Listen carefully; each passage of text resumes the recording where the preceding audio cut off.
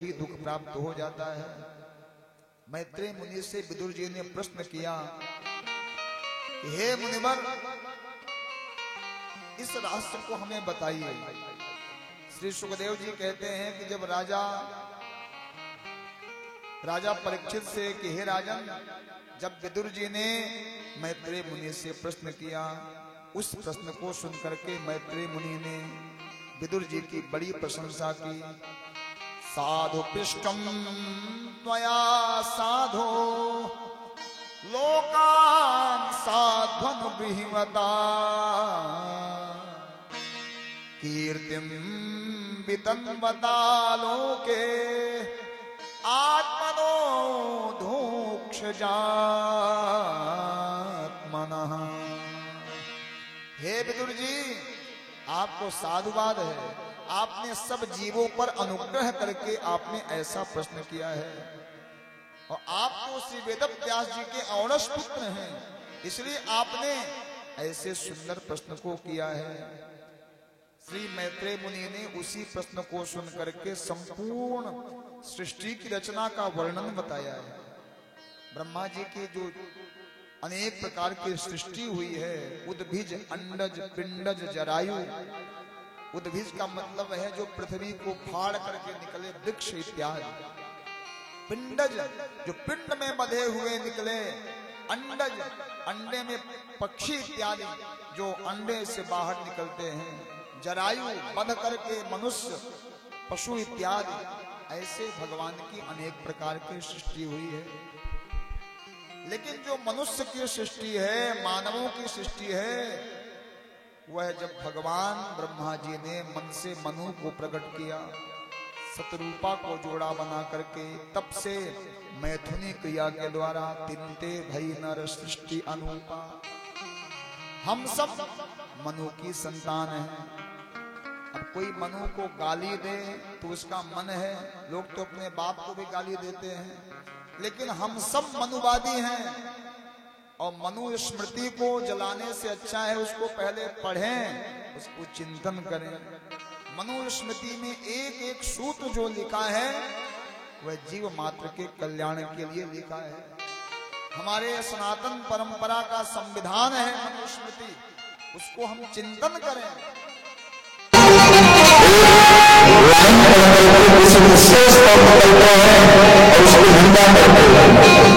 अज्ञानता का द्योतक है, अज्ञानता का परिचालक है। इसलिए ज्ञानी वह है जो सारे शास्त्र को पढ़ करके फिर उसका निचय होता है, उसका भावार्थ होता है। तो महाराजा मनु से ही संपूर्ण सृष्टि का आरंभ होता है, मानवीय सृष्टि का। और महाराजा मनु की पहली नगरी कौन है? अयोध्या। महाराजा मनु ने अयोध्या का निर्माण किया है।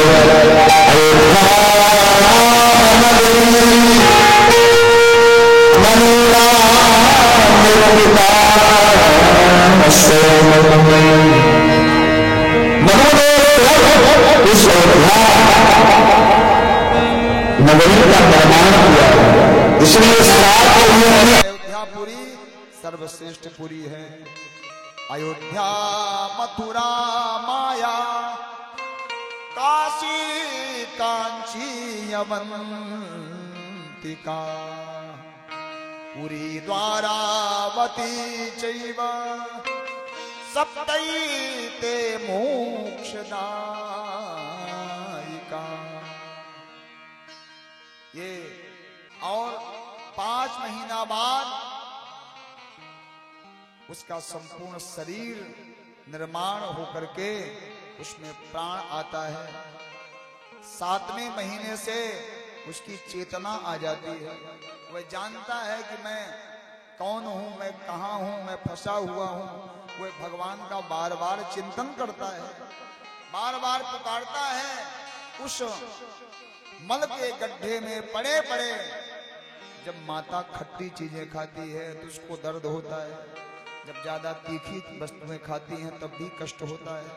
छोटे छोटे कीड़े उस जीव के कोमल अंगों को जब काटते हैं तब उसको कष्ट होता है। वह जीव गर्भ अवस्था में भगवान को पुकारता है उसके गर्भ अवस्था के सारे संपूर्ण उसके जो ज्ञान है, जो पाप कर्म है, जो पुण्य कर्म है, सबका वह चिंतन करता है। तब जाकर के भगवान उसको सांत्वना देते हैं। और जब वह फिर आक्रांत होकर के गर्भ से बाहर निकलता है, तब उसके गर्भ का सारा ज्ञान नष्ट हो जाता है। भूमि परत भाढ़ा भर पानी, भूमि बताई है कि भगवान ने कहा कि हे मां, किस प्रकार से उपासना करके जीव मुझ तक पहुंच जाता है। ऐसे श्रीमद् भागवत जी में बहुत निर्मल ज्ञान है सांख्य शास्त्र का, जो एक पुत्र ज्ञान दे रहा है अपनी मां को। भगवान ने कहा, देवहूति ने जब प्रश्न किया, अथाप्यजोन्तः सलिले शयानम् भूतेन्द्रियार्थात्ममयम् वपुस्ते गुणा प्रवाहम् सदशेष बीजम् दध्यौ स्वयं यज्जठराब्जजातः। भगवती देवहूति प्रश्न करती हैं कि हे प्रभु, आपके ही नाभि से कमल प्रकट हुआ था। वह कमल ही तो संपूर्ण सृष्टि का बीज है। उसी में ब्रह्मा जी प्रकट हुए और उसी से गुण प्रवाहेण विभक्त वीर्यः अनेक सृष्टि का निर्माण हुआ है। तो महाराज, उस सृष्टि से पार पाने का, उस जो आपके सृष्टि में माया की मिलावट है, उस माया से पार कैसे पाया जाए। तो कपिल भगवान ने कहा, मार्गेणानेन मातस्ते सुसेव्येनोदितेन मे आस्थितेन परां काष्ठा मचिरादबरोत्यसि। हे माता, जो मैंने आपको यह मार्ग अभी तक बताया, योग आध्यात्मिक पुंसाम, इस मार्ग का अगर अनुसरण कोई कर लेता है तो वह अविलंबन मेरे परम पद को प्राप्त कर जाता है, उसमें देर नहीं लगती है। इस प्रकार से माता देवहूति को भगवान ने बहुत सुंदर भागवत जी के माध्यम से ज्ञान प्रदान किया है। आगे श्रीमद् भागवत जी के तृतीय स्कंध में विश्राम हुआ है। चतुर्थ स्कंध में महाराजा मनु के अन्य पुत्रियों की चर्चा आई है। उसी में जो प्रसूति नामक कन्या है, जिनका विवाह दक्ष प्रजापति के साथ हुआ है, उस कन्या की कथा आई है। श्री विदुर जी प्रश्न करते हैं मैत्रेय मुनि से कि महात्मन, मैंने सुना है कि भगवान शंकर जी तो बड़े दयालु हैं, लेकिन किस प्रकार से उनका विवाद शंकर जी अपने ससुर दक्ष प्रजापति से किस कारण विवाद किया, जरा आप इस कथा को विस्तार से बताइए। भवे शीलवतां श्रेष्ठे दक्षो दुहित वत्सलः विद्वेषमकरोत् कस्मात् नादृत्यात्मजां सती। किस प्रकार से सती का भगवान ने त्याग किया, इस कथा को आप बताइए। बड़ी सुंदर कथा आई है। दक्ष प्रजापति, भगवान शिव जी से दक्ष प्रजापति की प्रिय पुत्री का विवाह हुआ है, जिनका नाम है सती। लेकिन दक्ष प्रजापति को देवताओं ने प्रजापतियों का नायक बनाया। दक्ष प्रजापति को अभिमान हो गया। एक बार यज्ञ हो रहा है, यज्ञ मंडप में सारे ऋषि समाज विद्यमान हैं, सारे देवता विद्यमान हैं। जैसे ही दक्ष प्रजापति का आगमन हुआ, सब उठ के खड़े हो गए। लेकिन उस सभा में शंकर जी भी विद्यमान हैं। शंकर जी उठ करके खड़े नहीं हुए। अभिमानी दक्ष ने देखा कि देखो तो सही, यह मेरा दामाद है। मैंने देवताओं के विनती करने पर अपनी प्यारी बेटी का विवाह इससे कर दिया। और कहा मेरी बेटी कमल लोचना, और कहा ये बंदर जैसी इसकी आंख, इसके साथी भी भूत प्रेत, प्रेतावासेषु घोरेषु। इसका अमंगल वेश ये मेरे दामाद होने लायक था, लेकिन मैंने ब्रह्मा जी के आग्रह पर इसके साथ अपनी बेटी का विवाह कर दिया। ये तो असंस्कारी है। चिता भस्म कृत स्नान, चिता की राख लगाने वाला, देखो तो सही, इसने मेरा अपमान कर दिया। दक्ष प्रजापति लगा शिव जी को गाली देने, और दक्ष प्रजापति जब गाली दे रहे थे तो शिव जी तो शांत बैठे थे, लेकिन नंदी से नहीं रहा गया। यही सच्चे भक्त की निशानी है। हमारे सूरज जी है, कोई अगर कोई कह दे इनके सामने सीधे गर्दन पकड़ लेते हैं। तो कहने का मतलब है दक्ष प्रजापति तो खूब गाली दिया, लेकिन शंकर जी शांत बैठे, कोई मतलब नहीं।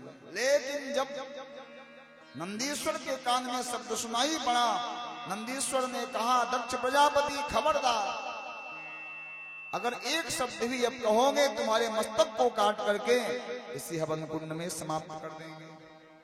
विज्ञाय शापम गिरिशानुगाग्रणीर नंदीश्वरोषकसाय दूषिता। दक्षाय शापम विससर्ज दारुणम ये चान्मोदस्तद्वाच्यतां द्विजा। दक्ष प्रजापति ने नंदीश्वर ने दक्ष प्रजापति को श्राप दिया है, हे दक्ष प्रजापति, जिस मस्तक से, जिस मुख से तुमने मेरे स्वामी को दुर्वचन कहे हैं, मैं उस मस्तक को काट करके जब तक हवन कुंड में नहीं डाल दूंगा तब तक चैन की सांस नहीं लूंगा। शंकर जी ने सोचा कि अब यहाँ रहना ठीक नहीं है, अब यहाँ रहेंगे तो और विवाद ही होगा, इसलिए अब यहाँ से चलना चाहिए।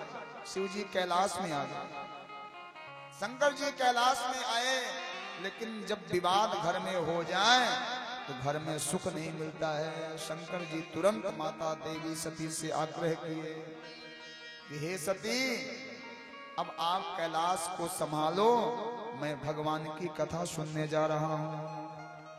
एक बार त्रेता युग मां, एक बार त्रेता युग मां, शंभु गए कुंभज ऋषि पानी, शंभु गए कुंभज ऋषि पानी। संग सती जग जननी भवानी, संग सती जग जननी भवानी, पूजे ऋषि अखिलेश्वर जान, पूजे ऋषि अखिलेश्वर जान। संग में सती ने कहा कि मैं भी चलूंगी। शिव जी कहाँ गए हैं? कथा सुनने। ध्यान देना, इतने बड़े विद्वान जो स्वयं कथा कहते हैं, इसलिए कथा वक्ता को कथा सुनना भी चाहिए।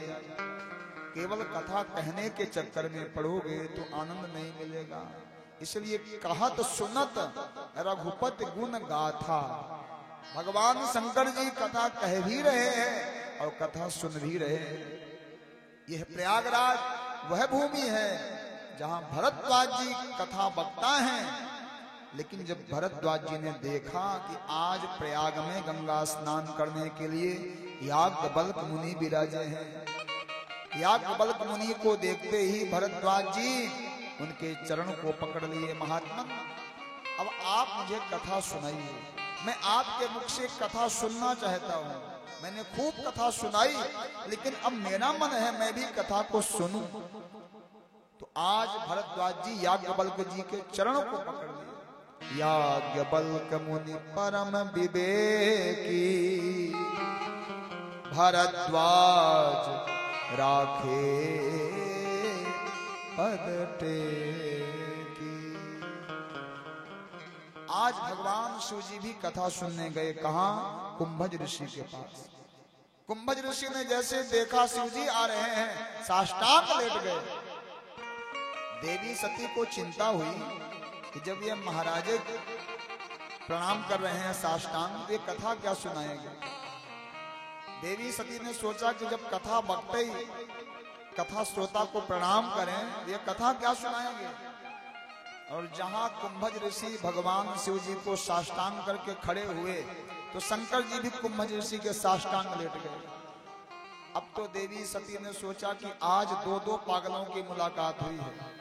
अभी तक तो एक ही पागल था, लेकिन आज भगवान ने ऐसी जोड़ी मिलाई है जो दो दो पागल एक साथ। दो पागल आपस में चर्चा कर रहे थे। दोपहर का समय था। एक पागल ने कहा कि देखो ये सूर्य है। एक पागल ने कहा नहीं ये चंद्रमा है, तुम्हें नहीं पता। तब तक में तीसरा पागल आ गया। तीसरे पागल से दोनों पागलों ने पूछा कि महाराज आप ही बता दो ये सूर्य है कि चंद्रमा है। तीसरे पागल ने कहा भैया ये हमारा गांव नहीं है, हम दूसरे गांव के, हमें क्या पता ये सूर्य है कि चंद्रमा है। तो आज देवी सती ने सोचा कि दो दो पागलों की मुलाकात हो गई है, अब आएगा आनंद। जब पागल मिल जाए ना तो बड़ा आनंद हम सब लेते हैं। तो महात्मन आज कुंभज ऋषि के समक्ष भगवान बैठे हैं शिव जी। कुंभज ऋषि से भगवान ने आग्रह किया है कि आपने जो राम सागर गामिनी, जो राम कथा रूपी समुद्र का आपने पान किया है, उस समुद्र की कुछ बूंद आप हमें भी दे दो। कुंभज ऋषि ने भगवान शिव जी को कथा सुनाई है और कथा सुन करके कुंभज ऋषि से भगवान शिव जी गदगद हुए हैं। देवी सती के साथ भगवान आगे प्रस्थान किए हैं। रास्ते में उसी कथा का चिंतन करते जा रहे थे, भगवान राम जी का आगमन हो गया दर्शन देने के लिए। जब राम जी का आगमन हुआ, कुंभज ऋषि की कथा सुन करके भगवान उसी का चिंतन बार बार कर रहे थे। शिव जी सोचे कि अनायास भगवान प्रकट हो गए, हो ना हो कोई लीला हो, कहीं मुझे अपनी लीला में फंसा लें, मैं दूर से ही प्रणाम कर लेता हूं। शिव जी दूर से ही प्रणाम कर लिए। जैसे शिव जी ने प्रणाम किया, सती ने संशय किया। सती ने कहा महाराज आप तो जगत के मालिक हो, ये आप राजकुमारों को प्रणाम क्यों किए। भगवान ने कहा कि सोई मम इष्ट देव रघुवीरा, सोई मम इष्ट देव रघुवीरा, वंदत जासु चरण मुनि धीरा, वंदत जासु चरण मुनि धीरा, सोई मम इष्ट देव रघुवीरा, सोई मम इष्ट देव रघुवीरा। यही मेरे इष्ट है। पत्नी का काम है जिसको पति प्रणाम करें उसे पत्नी भी प्रणाम कर दें, संशय नहीं करना चाहिए। लेकिन सती ने कहा नहीं, आप होगे गांव के लोग और मैं हूं दक्ष की बेटी, मैं भी BA MA पास हूं, MSc मैंने किया है, मैं ऐसे अंधविश्वास में नहीं पढ़ने वाली हूं, मैं पढ़ी लिखी हूं, मैं कोई अनपढ़ नहीं हूं। अब तो देवी सती ने कहा कि नहीं, मैं इनकी परीक्षा लूंगी। सती भगवान की परीक्षा ली है। परीक्षा जले सती गई, भगवान ने ऐसी परीक्षा दी है, सती जी व्याकुल होकर के लौट आई हैं। और शिव जी ने पूछा है कि देवी आज ये अंतिम बात मैं पूछ रहा हूं, सत्य सत्य कहना, लीन परीक्षा कवन विधि, सत्य कहूं सब बात। साची बात बता दो, किस प्रकार से आपने परीक्षा ली। सती साफ साफ झूठ बोल दी। कछु न परीक्षा लीन गोसाई, कछु न परीक्षा लीन गोसाई, लीन प्रणाम तुम्हारे में नाई, लीन प्रणाम तुम्हारे में नाई। तब शंकर देखऊ हरि ध्याना, तब शंकर देखो धरि ध्याना, तब शंकर देखऊ हरि ध्याना, तब शंकर देखो धरि ध्याना, तब शंकर देखऊ हरि ध्याना, तब शंकर देखो धरि ध्याना, सती जो कीन चरित सब जाना, सती जो कीन चरित सब जाना। भगवान शिव जी जब ध्यान लगाए, सारी बात समझ में आ गई कि सती ने नहीं बल्कि मेरे स्वामी ने सती को प्रणाम किया है। शिव समान को रघुपति व्रत धारी, बिनु अघ तजी सती अस नारी।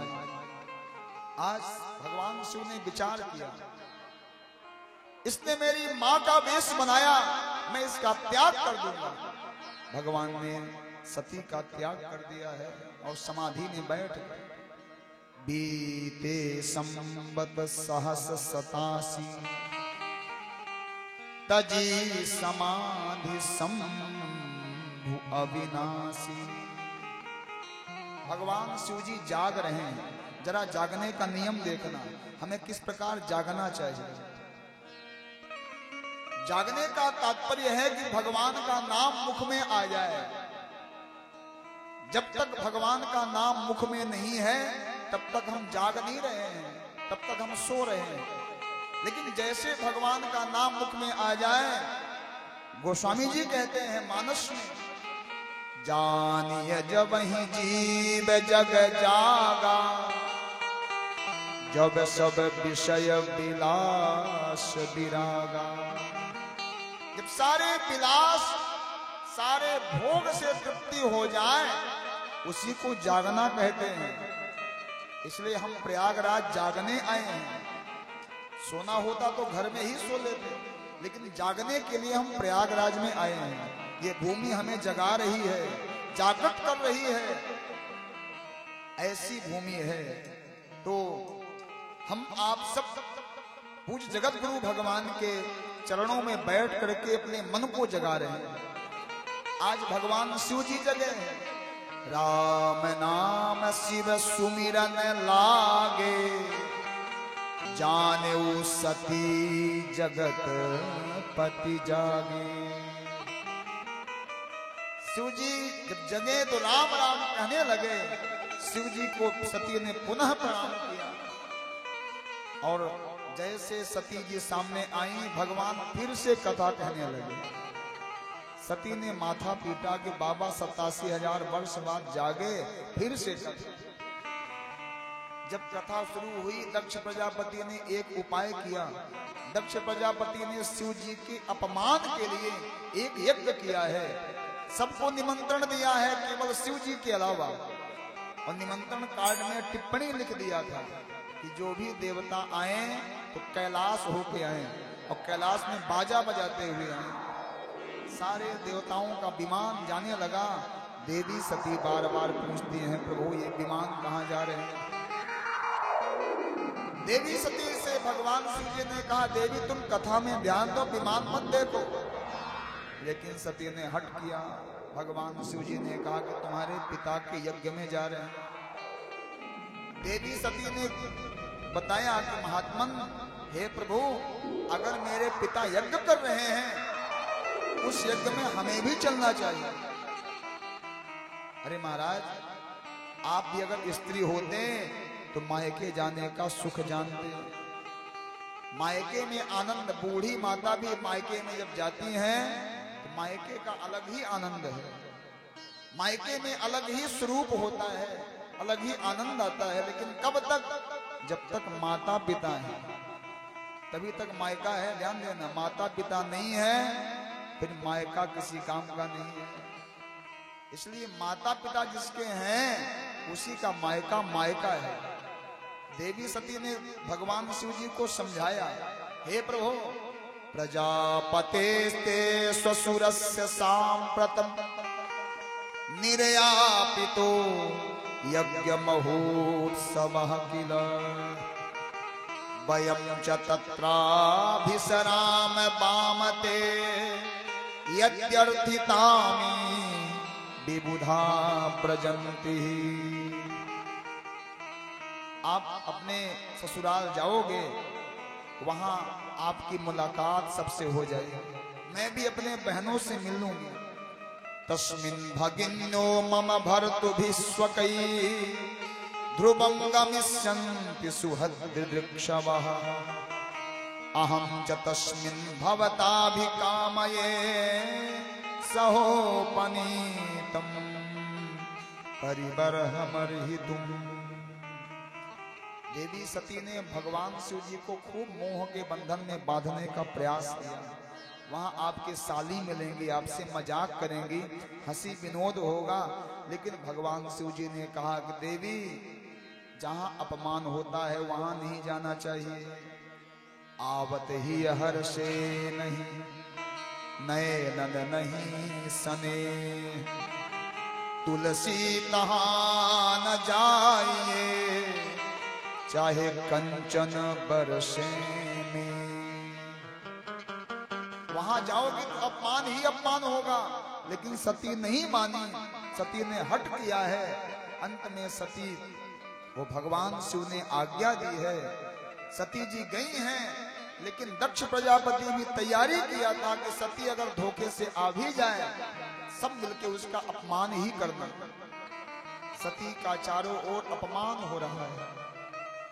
यद्यपि माँ ने ही प्रेम से मिला, भगनी मिली अधिक मुस्काता। जो बहनें हैं, बहनें सती का उपहास कर रही हैं। एक बहन ने कहा कि देवी, एक बात बता, जीजा जी अभी कपड़ा पहनते हैं कि नंगा धड़ंगा रहते हैं? एक ने कहा कपड़े की बात छोड़ दीदी, ये बता कि मेरे जीजा जी घर मकान बनाए कि चिता में ही रहते हैं? सती का हृदय जलने लगा। सती जब दक्ष प्रजापति के सामने गई, दक्ष ने मुख घुमा लिया है। सती जब यज्ञ मंडप में गई, सारे देव समाज सती का उपहास कर रहे थे। आज देवी सती को आभास हो गया कि मैंने अपने स्वामी की बात नहीं मानी, उसी का परिणाम मिल रहा है। आज देवी सती को भगवान शिव की महिमा समझ में आ गई कि मेरे स्वामी कितने धैर्यवान हैं, कितने गंभीर हैं। देवी सती चारों ओर देख करके सबको कहती है, हे सभासदों, हे देवताओं, मेरी बात कान खोल के सुन लो। जिसने भी शंकर जी का अपमान किया है, उसको तुरंत फल मिलेगा। सुनहु सभासद सकल मुनिंदा, कही सुनी जिन शंकर निंदा। सुनहु सभासद सकल मुनिंदा, कही सुनी जिन शंकर निंदा। सो फल तुरंत लाभ सब काहू, भली भांति पछताव पिताहू। सो फल तुरंत लाभ सब काहू, भली भांति पछताव पिताहू। संत सब श्रीपति अपवादा, संग संत श्रीपति अपवादा। सुनिए जहाँ तहाँ असी मर्यादा, सुनी जहाँ तहाँ असी मर्यादा। काटिय जीव तासु जो बसाई, श्रवण मुनि न चलिए पराई। काटिय जीव तासु जो बसाई, श्रवण मुनि न चलिए पराई। भगवान शिव का जिसने अपमान किया है, सबको दंड मिलेगा, तुरंत मिलेगा, देर भी नहीं लगेगी। जो अपने से बड़ों का अपमान सुनता है, उसको पाप होई गोघात समान, हरिहर निंदा सुने जे कान। भगवान शिव जी का ध्यान करके सती अस कहीं योग अग्न तनु जारा, भयं सकल मख हाहाकारा। आज सती जैसे अग्नि कुंड में अपने देह को भस्म की, चारों ओर हाहाकार मच गया है। न नारद जी भागते भागते आए, भगवान शिव जी को समाचार दिए। भगवान शिव जी ने अपनी जटा को उखाड़ के पत्थर पे पटका है, विशाल वीरभद्र पुरुष प्रकट हो गए। भगवान ने आदेश किया है, जाओ वीरभद्र, संपूर्ण दक्ष यज्ञ को भंग कर दो, विध्वंस कर दो। दक्ष यज्ञ विध्वंस हुआ है। नंदीश्वर ने दक्ष के मस्तक को काट करके हवन कुंड में डाल दिया। सारे देवता अंग विहीन हो गए। किसी का हाथ टूटा, किसी का पैर टूटा, किसी की आंख फूटी, किसी का सर फूटा। सारे देवता भागे भागे ब्रह्मा जी के पास गए। ब्रह्मा जी ने समझाया कि देवताओं, जब हम नहीं गए यज्ञ में, भगवान नारायण नहीं गए, शंकर जी नहीं गए, तुम सब क्या करने गए? देवताओं ने कहा कि हे प्रभु, कुछ उपाय करो। हम सब देवता अंग विहीन हैं और अंग विहीन मूर्ति की पूजा नहीं की जाती है। मूर्ति खंडित हो जाए तो लोग कहते हैं कि भैया मूर्ति को घर में मत रखना, यह खंडित मूर्ति है, इसे बाहर निकाल दो। हम सबकी पूजा कौन करेगा? इसलिए हे प्रभु, कुछ न कुछ उपाय आप बनाओ। ब्रह्मा जी ने कहा कि चलो सब शंकर जी के पास चलते हैं। सारे देवता भागे भागे भगवान शिव जी के पास पहुंचे हैं और सारे देवताओं ने भगवान शिव जी की बड़ी प्रार्थना की है। सबने भगवान शिव जी का स्मरण किया है। नाथ, आप तो इतने बड़े दयालु हो कि आपने रावण को लंका का दान कर दिया, आपने भगीरथ को गंगा का दान कर दिया। अरे आप तो इतने बड़े दयालु हो कि एक भस्मासुर दैत्य आया, जो आपने उसे ऐसा वरदान दे दिया, वो तो आपको ही मारने के लिए निकल पड़ा। इसलिए हे प्रभु, हम पर भी एक नजर हो, शंकर मसान वाले। हम पर भी एक नजर हो, शंकर मसान वाले। शंकर मसान वाले, शंकर मसान वाले, शंकर मसान वाले, शंकर मसान वाले, शंकर मसान वाले, शंकर मसान वाले, शंकर मसान वाले, शंकर मसान वाले। हम पर भी एक नजर हो, शंकर मसान वाले। हम पर भी एक नजर हो, शंकर मसान वाले।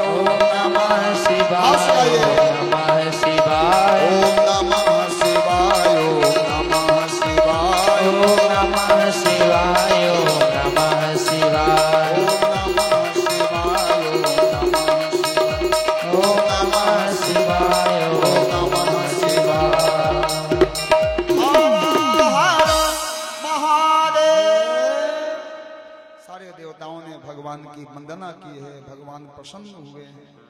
भगवान शिव जी दक्ष प्रजापति के हवन यज्ञ मंडप के समीप आए हैं।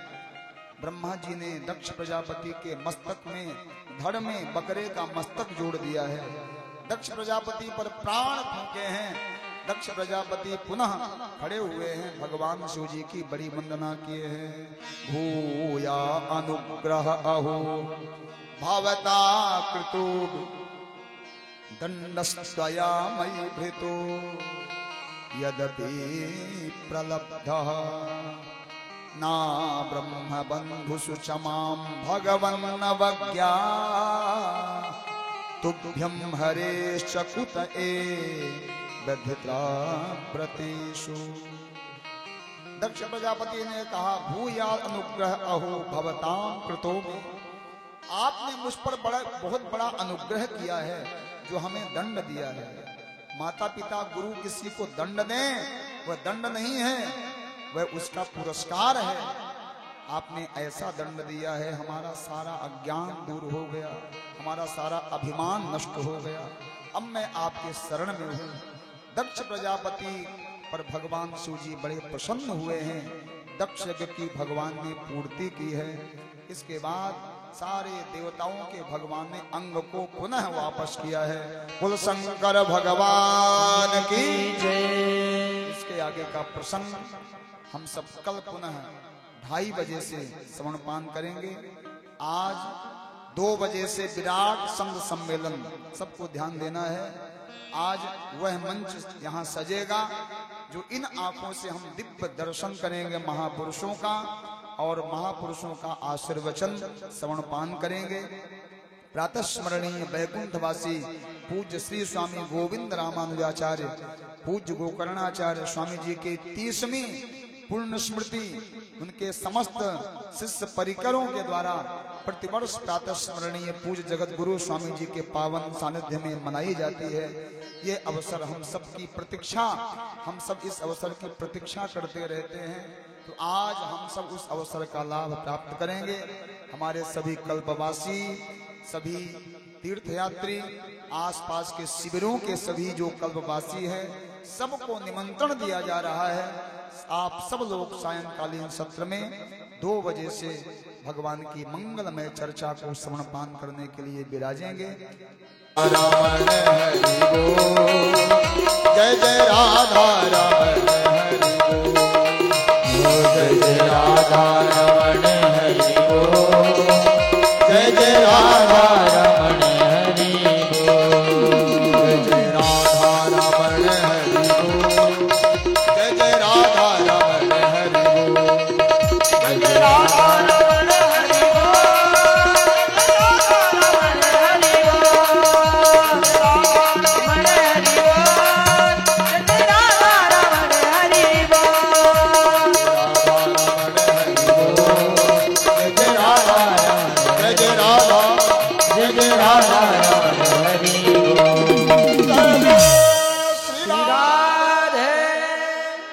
स्थान में खड़े होकर के भाव से भगवान की आरती का दर्शन करेंगे। हरि ओम।